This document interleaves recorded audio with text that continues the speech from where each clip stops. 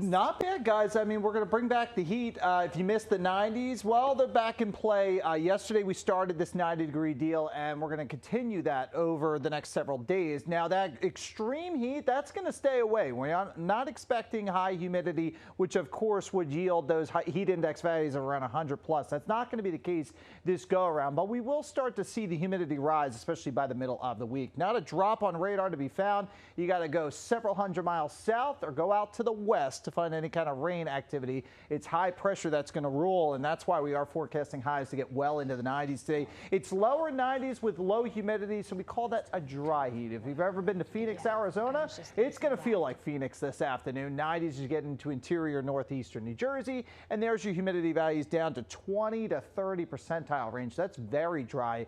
You really don't start to feel humid until it's at least 60%.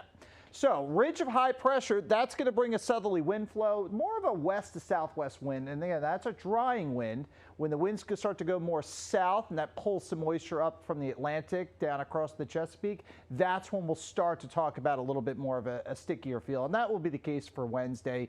But this heat's going to continue right into the end of the week. A lot of buzz about the tropics, and it's that time of the year we start to watch the African coast. There's a big wave that just ejected off the Cape Verde Islands, and eventually that gets into the central Atlantic.